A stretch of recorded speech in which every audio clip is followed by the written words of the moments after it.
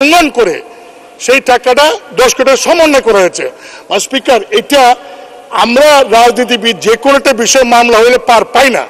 একজন সরকারি অফিসার 10 কোটি টাকায় অগ্রিম দিল আর তাকে বাঁচানোর জন্য সমস্ত গভর্নমেন্টের পাবলিক প্রকিউরমেন্ট রুল এবং সরকারি ক্রয় কমিটি বিধিমালা চরম লঙ্ঘন করে তাকে বাঁচানো হলো। মাননীয় স্পিকার, আমি আপনার মাধ্যমে নতুন মন্ত্রী মহোদয়, আমাদের পূর্তমন্ত্রী মহোদয়, তিনি ইতিমধ্যেই ঘোষণা দিয়েছেন যে দুর্নীতির বিষয়ে তিনি জিরো টলারেন্স। আজকে একটি পত্রিকায় একটা নিউজ, 10 কোটি টাকা অগ্রিম বিল দিয়েও লঘুদণ্ডে পার। আমি আপনার মাধ্যমে এখানে পূর্তমন্ত্রী মহোদয় আছেন, ওনারই দৃষ্টি আকর্ষণ করব। স্পিকার, কাজের আগেই ঠিকাদারকে অগ্রিম 10.5 কোটি টাকা পরিশোধ করে আলোচিত ঘটনার লঘুদণ্ড দিয়ে সংশ্লিষ্ট প্রকৌশলীকে বিভাগীয় মামলা থেকে অব্যাহতি দিয়ে গৃহায়ন ও গণপূর্ত মন্ত্রণালয়, রাজধানীতে national institute of neurology and hospital সম্প্রসারণ প্রকল্পে বিতর্কিত ঠিকাদার এস.এম. গোলাম কিবরিয়া জি.কে. শামীমের প্রতিষ্ঠানকে এই বিপুল অর্থ পরিশোধ করেছিলেন গণপূর্ত অধিদপ্তরের শেরেবাংলা ডিভিশনের তখনকার নির্বাহী প্রকৌশলী ফজলুল হক। বর্তমানে তিনি রাজশাহী সার্কেল তত্ত্বাবধায়ক প্রকৌশলী হিসাবে কর্মরত। তাকে বর্তমান গ্রেডের প্রারম্ভিক ধাপে নামে দেওয়া হয়েছে। গৃহায়ন গণপূর্ত মন্ত্রণালয় সূত্রে জানা গেছে, মন্ত্রণালয়ের সচিব কাজী ওয়াসিউদ্দিন 25 জানুয়ারি প্রকৌশলী মোহাম্মদ ফজলুল হকের বিষয়ে এক অফিস আদেশ জারি করেন। বিভাগীয় মামলাটি দীর্ঘদিন ঝুলিয়ে রেখে সচিব অভিযুক্ত প্রকৌশলীকে বেতন কমানোর মতো লঘুদণ্ড দিয়েছেন, অথচ কুষ্টিয়া মেডিকেল কলেজ নির্মাণ প্রকল্পে দরপত্র আহ্বান সংক্রান্ত কাজে অনিয়মের অভিযোগে সংশ্লিষ্ট তত্ত্বাবধায়ক প্রকৌশলীকে পদাবনতি করা হয়। স্পিকার, আমি কাকে লঘুদণ্ড দিয়েছে এইটা না, আমার বড় প্রশ্নটা হইল যে এখানে কত বড় একটা অনিয়ম করা হয়েছে স্পিকার সেই বিষয়ে। স্পিকার, নিউরোলজি সায়েন্সে এই বিল্ডিং করার জন্য জি.কে. শামীম তিনি কাজ পান, আরেকটি কাজ পান সোহরাওয়ার্দী মেডিকেল কলেজে। সেটা জি.কে. শামীম এবং আরেকজন জয়েন্ট ভেঞ্চার করে। একটা পর্যায়ে যখন জি.কে. শামীম স্পিকার অ্যারেস্ট হয়, তখন এই কাজের বিষয়ে অনেক সমালোচনা হয়, তদন্ত হয়। একজন অতিরিক্ত সচিব তদন্ত করে তিনি বলেছেন যে জি.কে. শামীমকে 10 কোটি টাকা অগ্রিম দেওয়া হয়েছে, কাজ করে যে বিল যা তার চেয়েও 10 কোটি টাকা এডিশনাল বেশি দেওয়া হয়েছে। কেন দেওয়া হয়েছে এর কোন কারণ নাই। স্পিকার, পরবর্তী সময় এই তদন্তে আসলো জি.কে. শামীমের দুইটা কাজই ডিফল্ট। এই যে ঠিকাদারের যে কন্ডিশন, সেই কন্ডিশন বরকরার করা হয়েছে।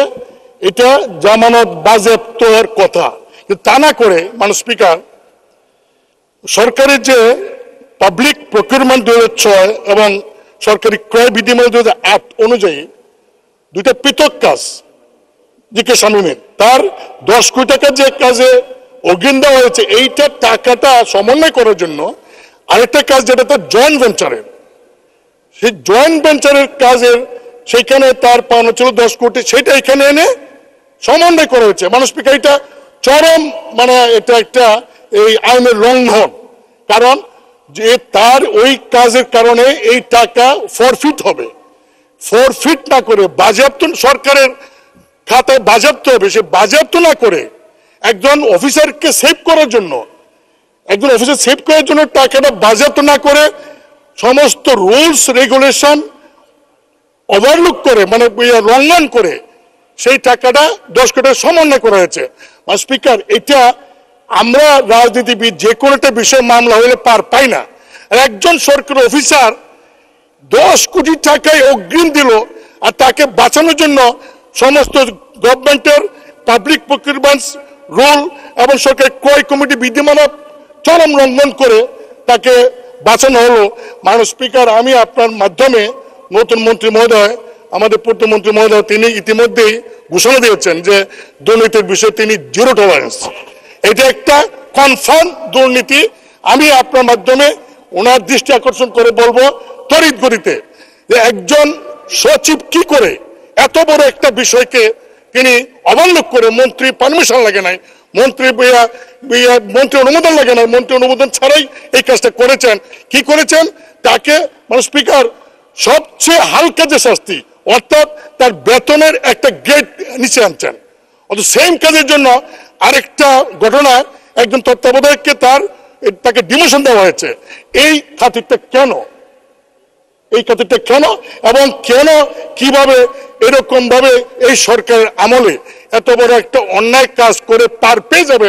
স্পিকার, আমরা এটা চেয়েছে দেখবো এটা কি হয়। আমি আপনার মাধ্যমে মাননীয় মন্ত্রীকে মহোদয়কে বলবো যে বিড়াল প্রথমেই মারেন, প্রথম রাত্রি মারেন, এখন এটা অ্যাকশন নেন। এবং আপনি ভালো মানুষ, আপনি আমার বন্ধু মানুষ, আপনাকে চিনি, আশা করি আপনি ব্যবস্থা নেবেন। স্পিকার, আপনাকে ধন্যবাদ। ধন্যবাদ। মাননীয় সদস্যবৃন্দ, দিনের কার্যসূচি অনুযায়ী এখন মহামান্য রাষ্ট্রপতির ভাষণ সম্পর্কে আনীত ধন্যবাদ প্রস্তাবের উপর আলোচনা অনুষ্ঠিত হবে। আলোচনায় অংশগ্রহণের জন্য আমি প্রথমেই আহ্বান জানাচ্ছি মাননীয় সদস্য জনাব মোহাম্মদ আফতাবউদ্দিন সরকার, নীলফামারী 1। আপনার সময় 6 মিনিট। বিসমিল্লাহির রহমানির রহিম। পরম করুণা সর্বশ্রেষ্ঠ আল্লাহর নামে শুরু করছি। মাননীয় স্পিকার, আপনাকে অসংখ্য ধন্যবাদ। মহান জাতীয় সংসদে জাতির প্রতি গুরুত্বপূর্ণ দিক নির্দেশনামূলক বক্তব্য প্রদানের জন্য মহামান্য রাষ্ট্রপতিকে জানাচ্ছি অশেষ কৃতজ্ঞতা। জাতির পিতা বঙ্গবন্ধু কন্যা মাননীয় প্রধানমন্ত্রী দেশরত্ন শেখ হাসিনা 5 বারের মতো প্রধানমন্ত্রী আসন অলঙ্কৃত করা, তার প্রতি জানাই আন্তরিক ধন্যবাদ। মাননীয় স্পিকার, আপনার মাধ্যমে তোমার ডিমরা সর্বস্তরের মানুষকে জানাই সালাম এবং শুভেচ্ছা। তাদের সকলের প্রতি পক্ষ হতে মাননীয় প্রধানমন্ত্রীকে জানাই অশেষ কৃতজ্ঞতা, শ্রদ্ধা জ্ঞাপন করছি। মাননীয় স্পিকার, আপনাকে বারবার স্পিকার নির্বাচিত হয়ে আপনি মহান জাতীয় সংসদের শ্রী বৃদ্ধি করেছেন। মাননীয় ডেপুটি স্পিকার পুনরায় নির্বাচিত হয়, তাকেও জানাচ্ছি অসংখ্য ধন্যবাদ এবং কৃতজ্ঞতা। দ্বাদশ জাতীয় সংসদ নির্বাচনে জয় হয়েছে দেশের জনগণের, জয় হয়েছে গণতন্ত্রের। মহামান্য রাষ্ট্রপতির এমন ভাষণের উপর মাননীয় চিফ হুইপ কর্তৃক আনিত ধন্যবাদ প্রস্তাবকে আমি সানন্দে সমর্থন জ্ঞাপন করছি। গভীর শ্রদ্ধা স্মরণ করছি বাঙালি জাতির আত্মপরিচয়ের নাম জাতির পিতা বঙ্গবন্ধু শেখ মুজিবুর রহমানকে, বঙ্গমাতা শেখ ফরিদা মুজিবকে, 15 আগস্টের কাল রাতের ধানমন্ডি 32 নম্বর বাসভবনের সকল শহীদানদেরকে, কারা প্রকোষ্ঠের শহীদ জাতীয় 4 নেতা সহ মহান মুক্তিযুদ্ধের রণাঙ্গনের সাথী সকল শহীদ বীর মুক্তিযোদ্ধাগণকে, 30 লক্ষ শহীদ, 2 লক্ষ সম্ভ্রম হারানো মা বোনদেরকে। বঙ্গবন্ধু মুক্তিযুদ্ধ বাঙালি জাতিসত্তা, স্বাধীনতা এবং বাংলাদেশ এক ও অভিন্ন। বাঙালি জাতির মুক্তির জন্য বঙ্গবন্ধু আজীবন লড়াই করেছেন, জীবনকে উৎসর্গ করেছেন, যাতে বাঙালির আত্মমর্যাদা নিয়ে বিশ্বের দরবারে মাথা উঁচু করে দাঁড়াতে পারে। বঙ্গবন্ধু রাজনীতির মূল মন্ত্র ছিল আদর্শের জন্য সংগ্রাম, আদর্শের জন্য ত্যাগ। যে আদর্শ, বিশ্বাস ও স্বপ্ন নিয়ে তিনি রাজনীতি করতেন, শত কষ্ট প্রচন্ড চাপেও তিনি অটল ছিলেন। বস্তুত জেল, জুলুম, নিপীড়ন বঙ্গবন্ধুর জীবনে নিয়মিত অধ্যায়ে পরিণত হয়েছিল। তার জীবনের সাধনা আর ত্যাগ আজ সফল হয়েছে। বঙ্গবন্ধুর আদর্শ, ত্যাগ, দূরদর্শিতা ও কুতভয় আপসীর নেতৃত্বে 9 মাসের রক্তক্ষয়ী যুদ্ধে পাকিস্তান হানাদার বাহিনীর কবল থেকে মুক্তি লাভ করে বাঙালি জাতি প্রায় 1000 বছরের স্বাধীনতা, স্বাধীন পতাকা, স্বাধীন মানচিত্র, প্রিয় বাংলাদেশ। বঙ্গবন্ধু বলেছিলেন, নীতির প্রশ্নে কোনো আপোষ নাই, আমি মাথা নত করি না এই জন্য যে আমি বাঙালি। আজকের এই দিনে গভীর শ্রদ্ধায় স্মরণ করছি জাতির পিতাকে। আল্লাহ রাব্বুল আলামিন তাকে জান্নাতবাসী করুক। বাঙালি জাতির সবচেয়ে গৌরবোজ্জ্বল অধ্যায় আমাদের মহান মুক্তিযুদ্ধ এবং স্বাধীনতা। বিবিসি জরিপে সর্বকালের সর্বশ্রেষ্ঠ বাঙালি বঙ্গবন্ধু শেখ মুজিবুর রহমান। বঙ্গবন্ধু জন্ম না হলে বাংলাদেশে স্বাধীনতা আসতো না, অথচ বঙ্গবন্ধু মুজিবের নাম মুছে ফেলতে চেয়েছিল। 7 মার্চের ভাষণ পর্যন্ত বন্ধ করে দিতে চেয়েছিল বিএনপি। আজ বঙ্গবন্ধুর বক্তৃতা উজ্জ্বল হয়ে বিশ্বসভায় সমাদৃত জাতীয় হেরিটেজে স্থান পেয়েছে। 1970-এর নির্বাচন নিয়ে প্রশ্নবিদ্ধ করে বক্তব্য দেন বিএনপি নেতারা। 70-এর নির্বাচন তো হয়েছিল বিএনপির প্রভু পাকিস্তানদের তত্ত্বাবধানে, কিন্তু পাকিস্তানিদের আশা পূরণ হয় নাই। বাঙালি জাতি 6 দফা দাবির ভিত্তিতে ম্যান্ডেট দেয় বঙ্গবন্ধুকে। বাঙালি জাতি অসীম সাহসী করে তুলেছিল বঙ্গবন্ধুকে।